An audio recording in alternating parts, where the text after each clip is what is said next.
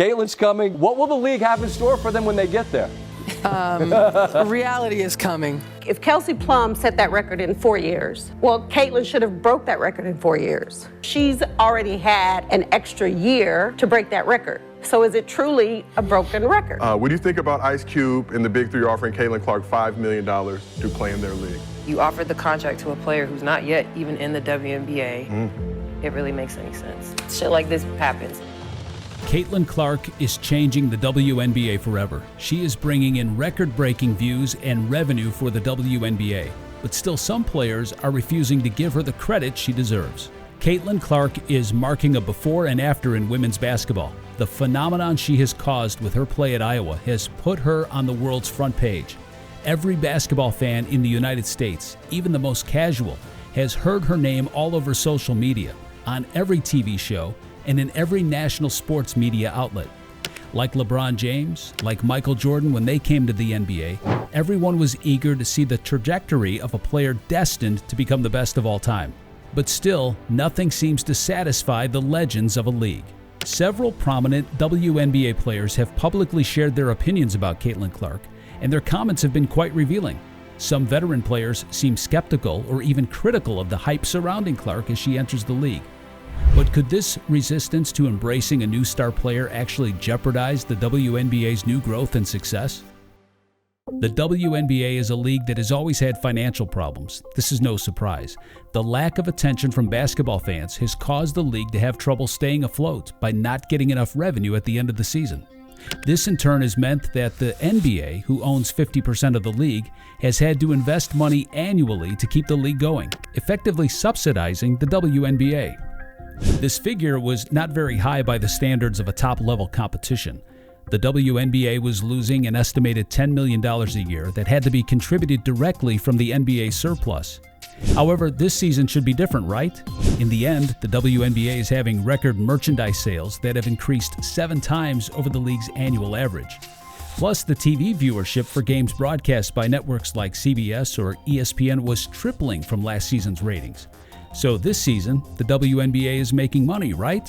Well, it hasn't.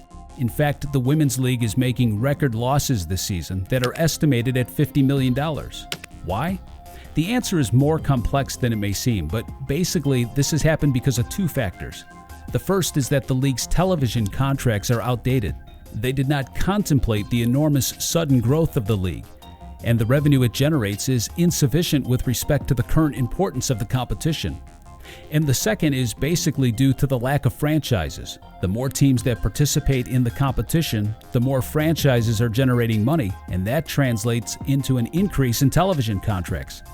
Yeah, that's also the reason why Silver wants Las Vegas and Seattle back. With only 12 franchises, the league simply does not generate enough. Where am I going with all of this? Well, the WNBA needs Caitlin Clark's help badly. They need a viral story, a phenomenon capable of reaching every corner of the globe. And they got it. The management, led by Kathy Engelbert, dreamed of the arrival of a player capable of leading a generational change. And as if by magic, that unique player has arrived. By now, we all know why Caitlin is so special, right?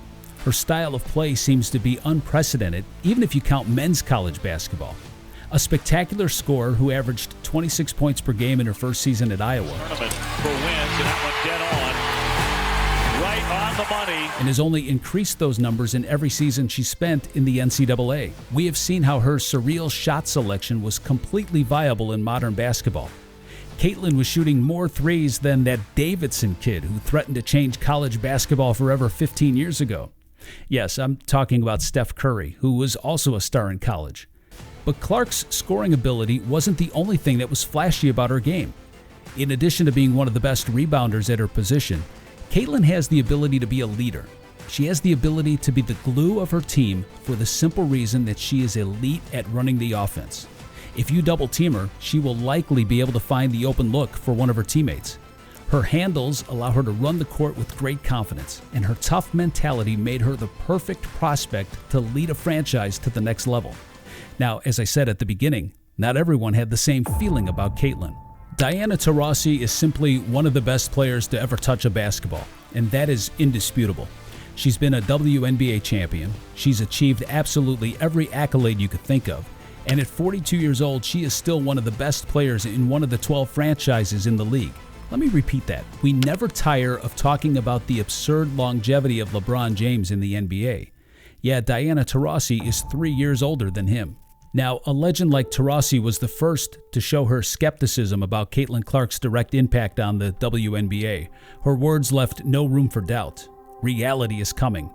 At the height of the Caitlin era, Diana stressed that fan expectations were unrealistic. Caitlin's coming. There's more than just that are coming. What will the league have in store for them when they get there? Reality is coming. Okay. There's levels to this thing. You look superhuman playing against 18-year-olds, but you're going to come with some grown women that have been playing professional basketball for a long time. But there is going to be a transition period where you're going to have to give yourself some grace as a rookie. And, it might take a little bit longer for some people. In a way, she tried to take the heat off the issue. She tried to cool down a situation that, in her mind, was untenable.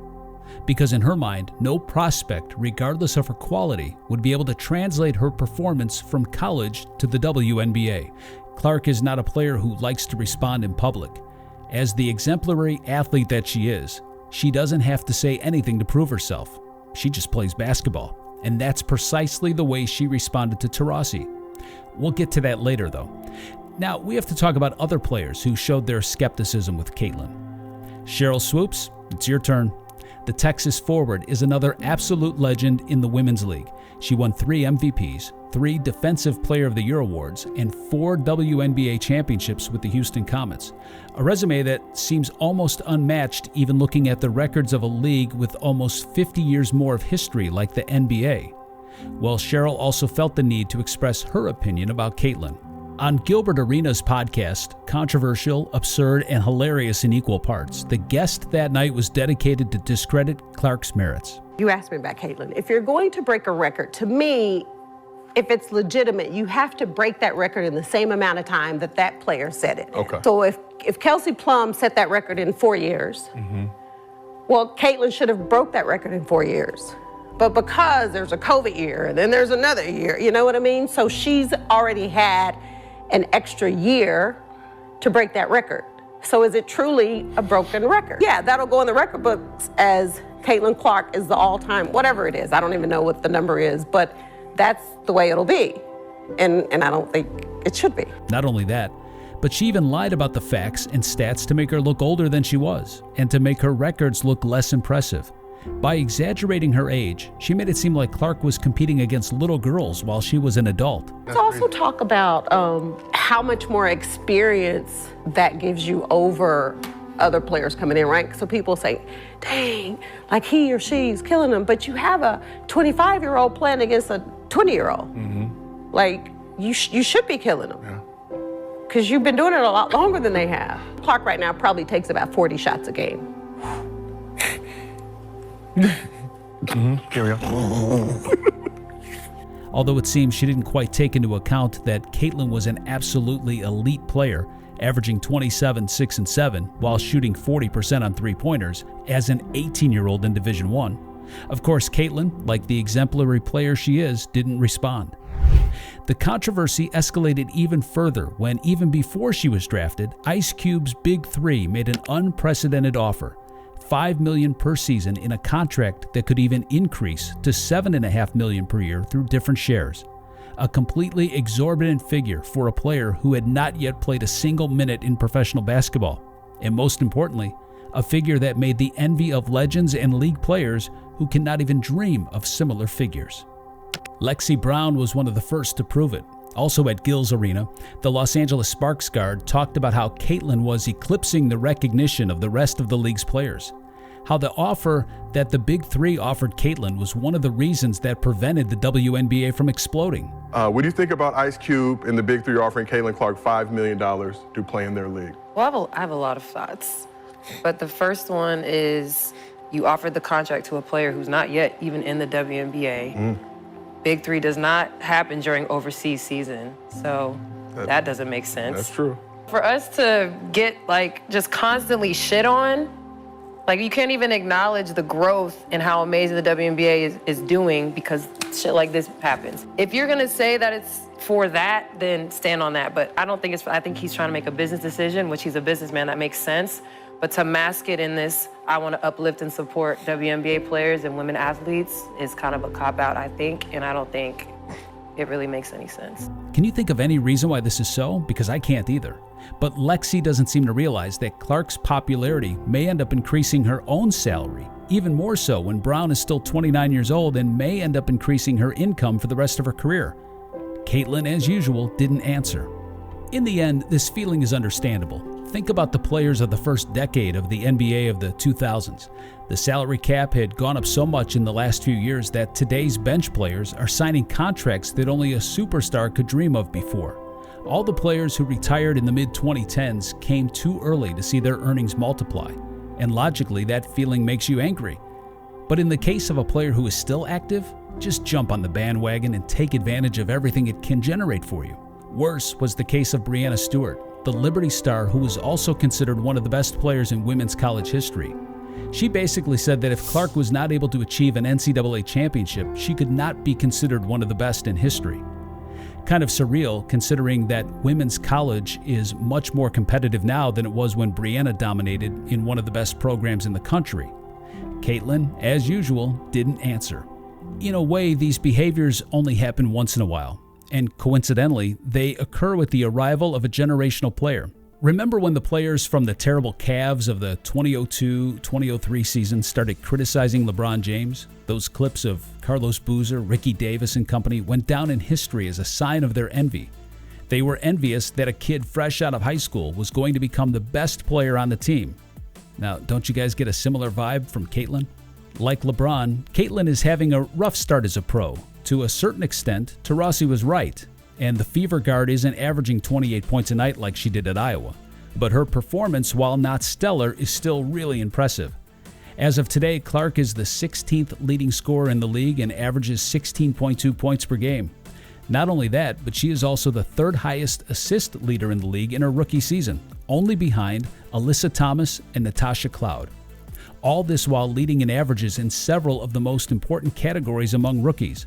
Her season is far from being considered a failure, and the most incredible thing is that this is the worst version of Caitlin Clark we're going to see on a WNBA court.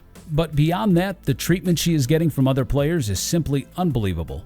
The WNBA season is special for many reasons, but also for having seen things on a basketball court that I never thought I was going to see. And if not, look at this play in which Ari McDonald, the LA Sparks guard, forgets that she has to shoot a second free throw and goes directly to guard Caitlin. Not to mention all the hits Clark is taking during the games, extremely tough defenses that always go with a special dedication just for being her. But despite all this animosity that Caitlin is experiencing, she has managed to keep herself in a good place mentally. Imagine being 22 years old and having absolutely everyone talking about you. And not only that, but just for playing good basketball, being harshly criticized by future professional teammates before you turn pro. The level of resiliency needed to withstand this amount of pressure is not very common in athletes, and most would have succumbed in this situation. But Caitlin, she's not. Her game and her style is her way of expressing herself to the haters and critics, to expose them. Diana Taurasi proved it in one of her last games. The Indiana Fever beat the Phoenix Mercury in the first meeting between the two teams during the regular season, thanks to a spectacular performance by Clark, who had 15 points, 9 rebounds, and 12 assists. Although her efficiency was not the best, the guard managed to affect the game in multiple aspects to allow Indiana to get a final lead of 6 points. In that game, Clark proved something very important to Diana. Caitlin showed her winning gene by managing to lead her team to victory when her shots weren't really falling. And that is what separates a player who is a leader on and off the court from one who is not. Caitlin doesn't need to say anything. Like LeBron James in 2003, she just has to flow and adapt to the environment and the game of a league that, by all indications, she will end up dominating. Her supporting cast is not the best, that's for sure. But the Fever at this point in the season had a record of 5 wins and 15 losses, much worse than their record this season of 8 wins and 12 losses. Going into next season, and with the right reinforcements, the Christy Sides coach team may be poised to make a run to qualify for the playoffs, something that would unleash madness among all basketball fans who are eager to see this unique player succeed. In the meantime, the process will continue to be slow. Clark will have to continue to earn respect on the court against players who would rather not have her in front of them. She's going to have to do it little by little, game after game, until she has good performances against every team. And most importantly, until the Fever become title contenders. Because at that point, that hate and anger that the player unintentionally produces with her enormous talent will turn into respect. It seems that many of the players in the league have yet to realize this. Yes, Caitlin is in the WNBA to compete with them for glory, and that pie is too small to share. But more than her pure basketball production, there are factors that go far beyond that. Or, in other words, there are more important things than what happens on the court. In the time of economic crisis that the best women's basketball league in the world is going through, there's a huge contrast with a class that comes loaded with talent to change everything. Caitlin Clark, Angel Reese, Camila Cardoso, Cameron Brink, the class of 2024 seems to have no historical precedent in a league that needs to extend its history. In the best case, Clark will become an absolute differential player, much more than she is now. She has the potential to win the MVP, win the championship, and become the best player in the history of women's basketball. And that's not a phrase you can say lightly. A phenomenon like this happens every few years. In the NBA, it's been 20 years since LeBron James, the chosen one, was drafted. And the league has had to wait 2 decades for the next arrival of a GOAT potential player like Victor Wembanyama. If the WNBA does not ride the wave of talent and influence of the Fever Guard, management may never be able to recover. The opportunity for the league to use the viral relevance of this move needs to materialize over the next few seasons, with the new TV deals, with the new sponsorship deals, and with a stronger platform that will allow the league to progressively grow to be fully sustainable on its own. Something that would increase revenue, average salaries, and competitiveness.